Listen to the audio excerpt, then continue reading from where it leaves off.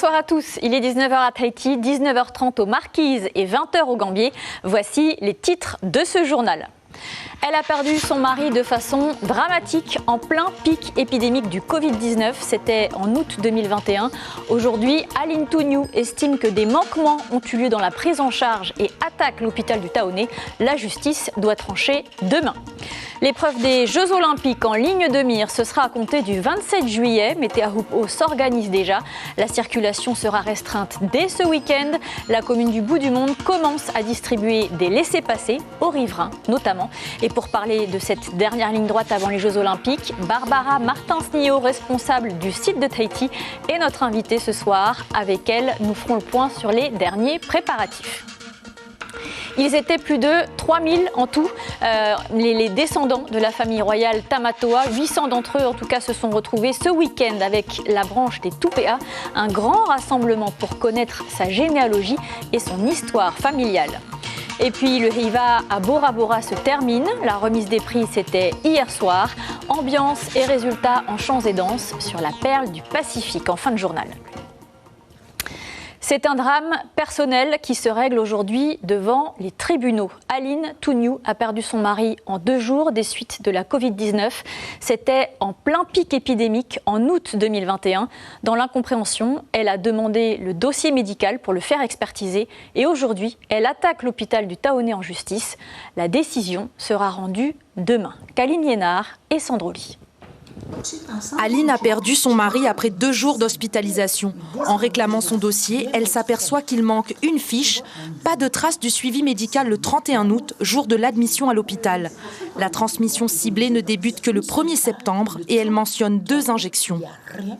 Sur cette fiche, à 3h30 du matin, on constate qu'il a eu de la morphine associée à l'hypnovel, qui conclut qu'il a fait l'objet d'une sédation terminale.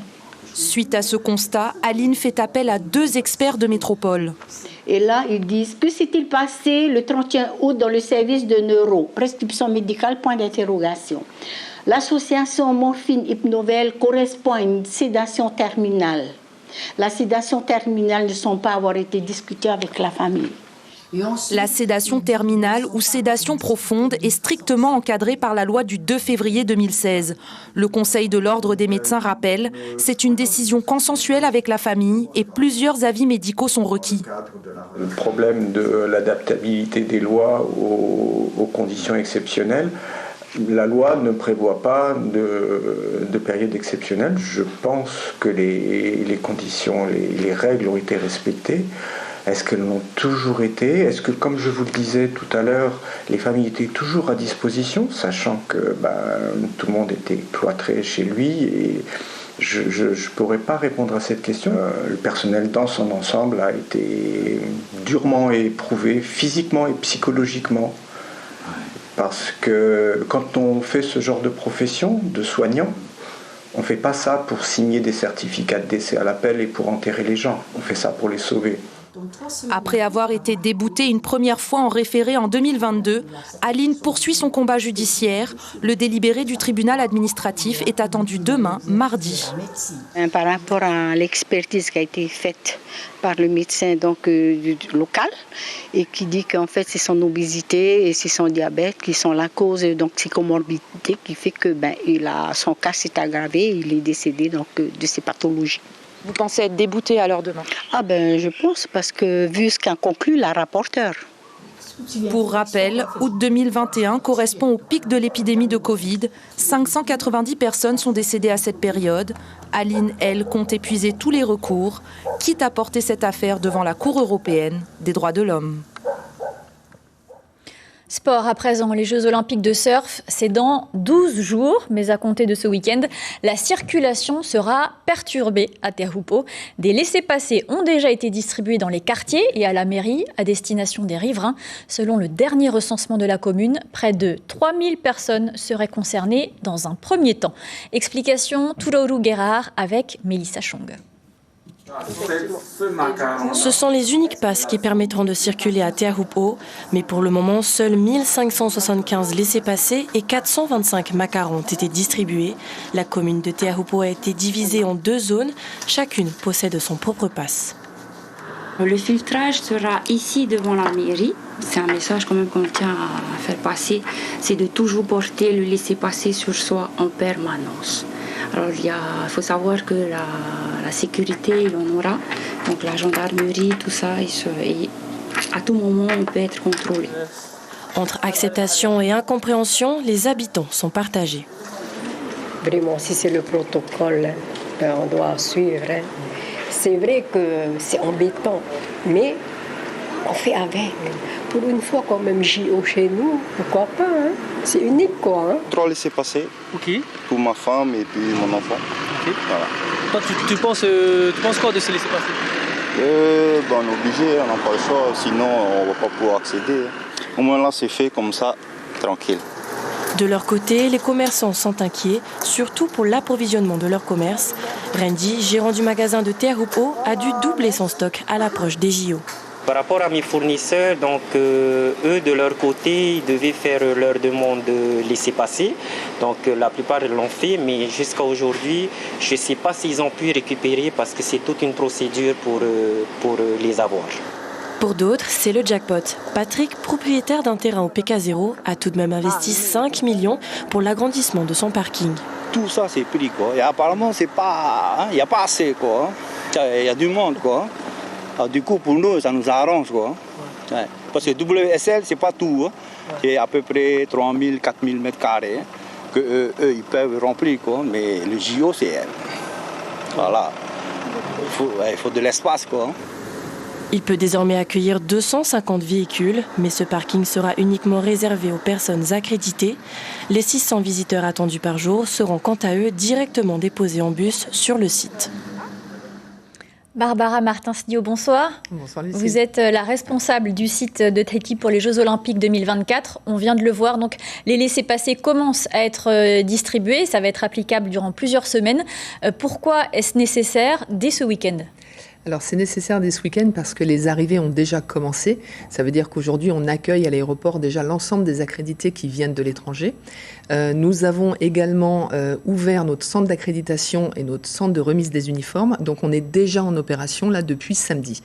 Et c'est nécessaire pour simplement parce qu'aujourd'hui on a 3000 riverains recensés sur Teahupo'o. On a plus de 600 badges recensés en tant que professionnels, c'est-à-dire tous les gens qui doivent aller faire des livraisons, qui doivent aller soigner, qui doivent assurer l'approvisionnement des magasins. Et à ça, il faut rajouter effectivement 1000 accrédités et 600 spectateurs qui vont être sur la fan zone du PK0. 5800 personnes à peu près les jours de compétition. Exactement. Donc ça ne veut pas dire qu'on aura 5800 personnes en instant T, bien évidemment, mais ça veut dire qu'on va avoir au bout de la route une population recensée au total à 5800 personnes. C'est beaucoup. Et c'est énorme. C'est énorme parce que ça vient doubler, tripler la population et la fréquentation habituelle. Donc évidemment qu'il a fallu prendre des dispositions et je tiens à remercier spécifiquement Tavana Rogno et toutes les Aito en jaune à Teahupo'o parce qu'elles font un boulot formidable de recensement et de distribution des laissez-passer. Une question un peu plus pratique à présent. Les tickets sont gratuits, on le rappelle, pour la fan zone et sur le spot par tirage au sort. Sur le plan pratique, comment est-ce que ça se passe durant la waiting période ? Alors, en fait, on a fait le choix d'ouvrir la fan zone pendant toute la période, puisqu'en fait, on était en incapacité, évidemment, de prévoir les fenêtres météo. Donc, on a fait le choix d'ouvrir la fan zone du 27 juillet jusqu'au dernier jour de compétition. Comme ça, tout le monde a des billets. Et puis, il y a des jours où il y aura une retransmission en live de l'événement et de la compétition. Et puis, il y aura des jours où ce sera soit du replay, c'est-à-dire qu'on reviendra re-regarder les exploits de la veille, soit ce sera aussi des passages sur d'autres disciplines olympiques. Dans tous les cas, on aura des animations sur site. Donc, j'allais dire, pour le spectateur lambda qui vient sur la fan zone du PK0, qu'il y ait compétition ou pas, il se passera toujours quelque chose. Et pour les chanceux qui ont été tirés au sort pour être sur le site ? Alors, Là, il y a eu effectivement depuis maintenant un mois, il y a eu un tirage au sort via nos réseaux sociaux, via Facebook. Donc tous les lundis et tous les jeudis, on avait des sessions d'inscription, donc 2 sessions par semaine. Le mardi, tirage au sort, et le vendredi, tirage au sort. Et là, des gens gagnaient. Donc le dernier tirage au sort... Mais si c'est waiting period, c'est pas de chance alors? C'est pas de chance, exactement. Si c'est waiting period, c'est pas de chance, sachant que c'est aussi la spécificité du site de Teahupo'o, c'est-à-dire que quand vous êtes à terre, de toute manière, vous ne voyez pas la vague. Donc là, on va installer de l'écran géant et c'est pour ça aussi qu'on construit aujourd'hui un programme qui soit aussi attractif pendant la compétition que hors compétition.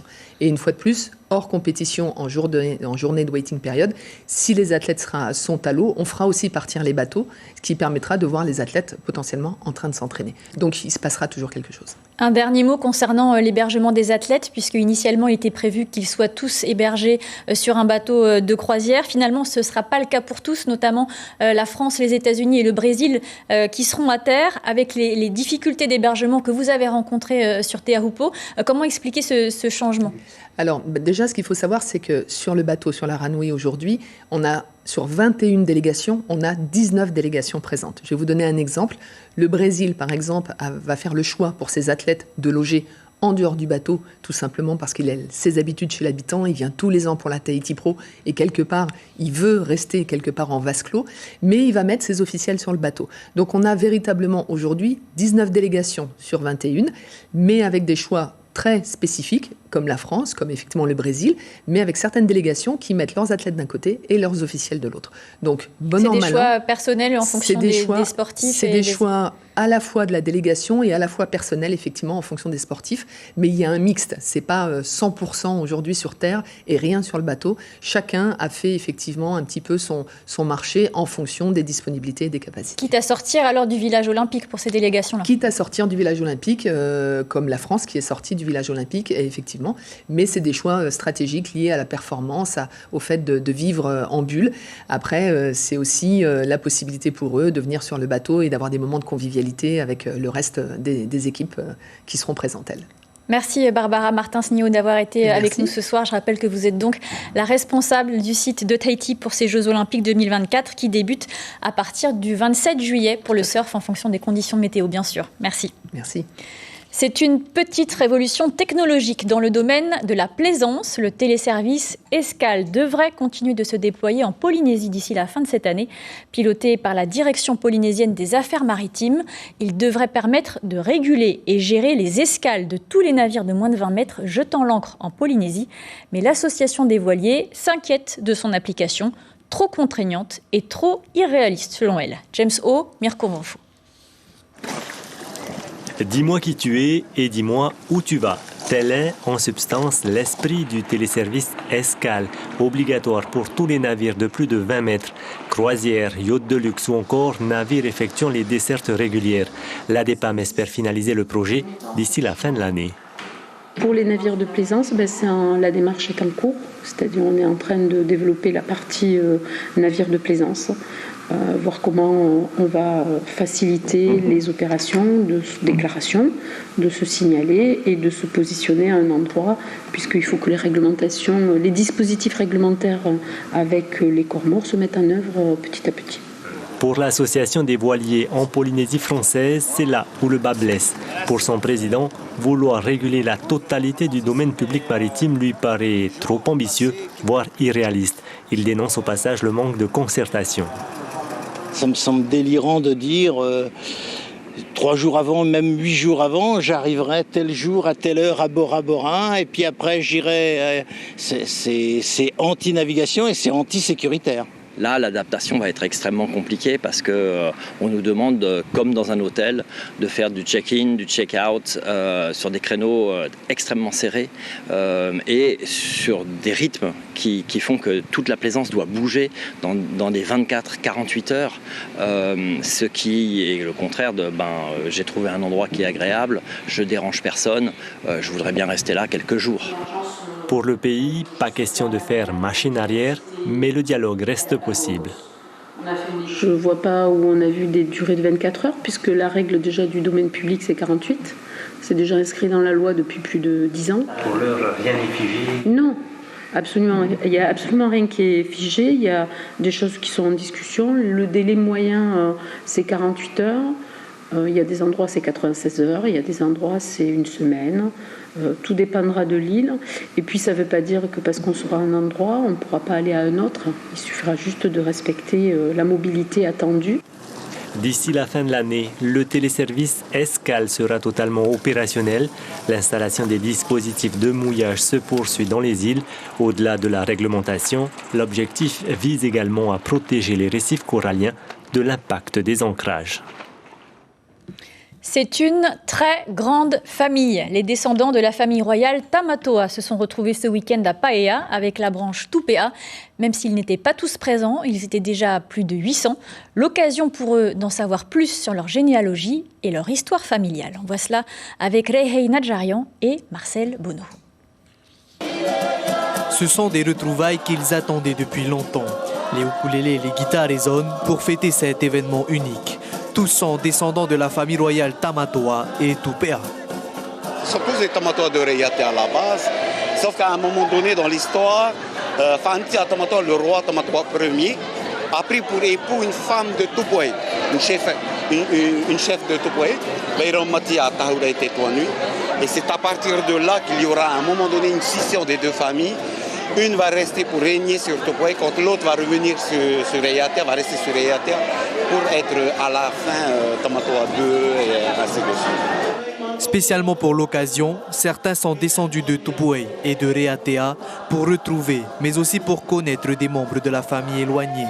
Plus qu'un simple rassemblement, c'est avant tout une histoire à ne pas oublier pour cette famille. Généalogie, ce n'est pas qu'une histoire, c'est ton histoire à toi. Ton histoire, mon histoire, notre histoire. Et c'est de toujours se souvenir de qui nous sommes, d'où nous venons et qu'est-ce que nous allons transmettre à la génération future. 9 générations se sont succédées chez les Tamatoa. Aujourd'hui, les jeunes aussi se sentent concernés par leur histoire. Dans la nouvelle génération, il n'y a pas vraiment d'enfants, on va dire, qui s'intéressent à d'où ils viennent, de comment ils sont arrivés ici et surtout de la famille. Donc je pense que c'est très important et ça fait du bien surtout de voir qu'il y a plusieurs personnes qui viennent de chez nous. Ça permet de connaître la famille éloignée, comme les petits-enfants. Ça permet aussi à nos enfants de connaître nos aînés, parce que comme tu peux le voir, on est beaucoup. Au total, ils sont plus de 800 à s'être rassemblés. Cependant, cette famille compte beaucoup plus de descendants. Il serait plus de 3000 en Polynésie. Direction les Tuamotu à présent sur l'atoll de Hao pour les festivités du mois de juillet. Pas de heiva traditionnel cette année en raison de travaux qui encombrent la place principale du village d'Otepa. Mais un heiva Tuaro, il s'est ouvert ce week-end et c'est original avec un tournoi de pétanque individuel. Pour cette première manifestation sportive, 40 participants se sont inscrits. On écoute Rindi Tewira Hioe, interrogé par notre correspondant Mathieu Allot. Chaque année, individuel hommes et femmes, c'est là où on reçoit pas mal de joueurs. Donc voilà, on a préféré vite commencer pour ne pas perdre de temps. Hein. Voilà. Et après, demain, ça va commencer toutes les autres activités. Voilà, le Heiva Tuaru à Hao, c'est jusqu'au 28 juillet. Le Heiva, toujours, mais cette fois à Bora Bora, qui a maintenu les traditions cette année encore. La remise des prix s'est déroulée hier soir. 6 groupes étaient en lice. Résumé de cette soirée avec notre correspondant Hiti Manaki. Le premier prix du haut de ce Heiva 2024 revient à Tamari Hitia. Tamari Hitia remporte le Grand Prix du OPA de cette année. Pour la première place, ce n'est pas moins de 500 000 francs qui ont été offerts au groupe.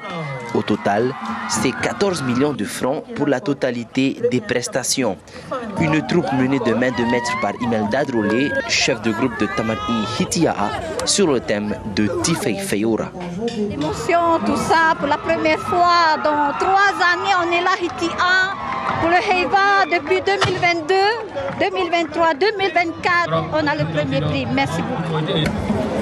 Au niveau des orchestres, c'est la troupe de Amanahme qui se démarque avec 7 reprises du morceau Bella Ciao revisité à la façon de Bora Bora.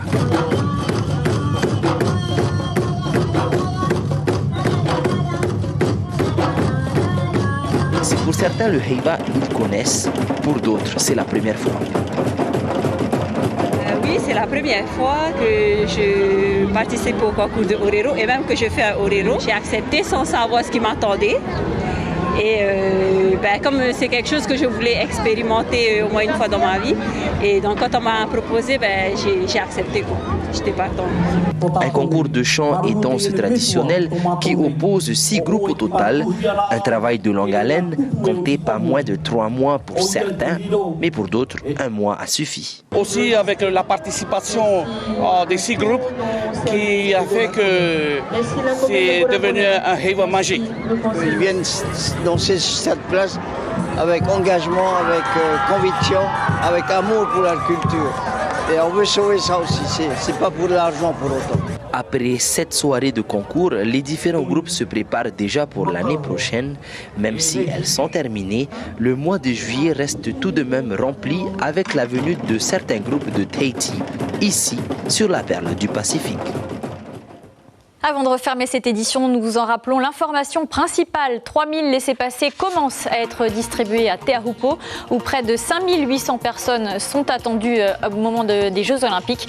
L'épreuve de surf commence dans 12 jours si les conditions météo le permettent, mais la circulation sera déjà restreinte à compter de ce week-end. À la une de Tahiti Info, demain, piqûre de rappel sur zone avant les Jeux Olympiques. Cela concerne la lutte antivectorielle à la presqu'île. À suivre, votre page spéciale Heiva et la série 911 Lone Star. Ce soir, la page spéciale est consacrée à Tamari Metaya en chant et Ona Tevaivo pour la danse. L'information locale continue dès demain matin, 6h en radio avec Suliane Favenek et Abinera Tematahotoa. On se quitte sur ces images du Heiva avec le groupe Hitireva. Très belle fin de soirée sur la première et à demain.